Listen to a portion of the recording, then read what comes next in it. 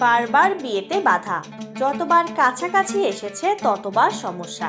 খলনায়ক মেঘরাজ আর্য অপর্ণার বিয়েতে ভাঙচি দিতে গিয়েও ব্যর্থ। এবার নাকি আসরে রাজনন্দিনী। ধারাবাহিক চিরদিনই তুমি যে আমাদের নায়কের তৃতীয় স্ত্রী, এই ভূমিকায় দেখা যাবে পায়েলদেরকে। এই খবর প্রথম জানিয়েছিল আনন্দবাজার.com। গুঞ্জনে সিলমোহর। লুক টেস্টে পুরো নম্বর পেয়ে উত্তীর্ণ পায়েল, তিনি শুটিংও শুরু করে দিয়েছেন। ধারাবাহিকে আর্য ওরফে জিতু কমলের প্রথম স্ত্রী রাজনন্দিনী মৃত। তার মৃত্যু স্বাভাবিক নয়। আজও তার উপস্থিতি টের পায় সিংহরায় পরিবার। এতদিন তাকে আবছা দেখানো হয়েছে।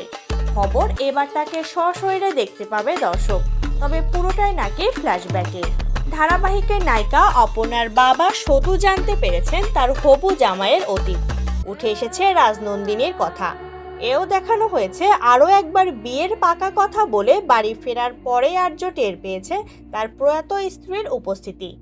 সেই সূত্রে কি রাজনন্দিনীর আগমন? ধারাবাহিকের কোনো সদস্য এই বিষয়ে মুখ খুলতে নারাজ। ধারাবাহিকে রাজনন্দিনীর উপস্থিতি নিয়ে আরও একটি সম্ভাবনা দেখছে টেলিপাড়া। ধারাবাহিকের পাশাপাশি বড় পর্দার শুটিংয়েও ব্যস্ত জিতু। এরাও মানুষ ছবির নায়ক তিনি। সেই শুটিংয়ে ব্যস্ত থাকার কারণে কি তার ভাগ ভরতে রাজনন্দিনীকে দেখানো হবে? একই সঙ্গে দর্শকেরও বহুদিনের কৌতূহল, নায়কের মৃত স্ত্রী কেমন ছিলেন, যিনি নাকি আবার জন্ম নিয়েছেন অপর্ণা হয়ে। চলতি সপ্তাহের রেটিং চার্ট থেকে ছিটকে গিয়েছে ধারাবাহিকটি। আর অপর্ণার মাখো মাখো রসায়নও দর্শককে বসিয়ে রাখতে পারেনি। রাজনন্দিনীর অশরীরী উপস্থিতি যদি সেই ফাঁক ভরাতে পারে তাহলে মন্দ কি?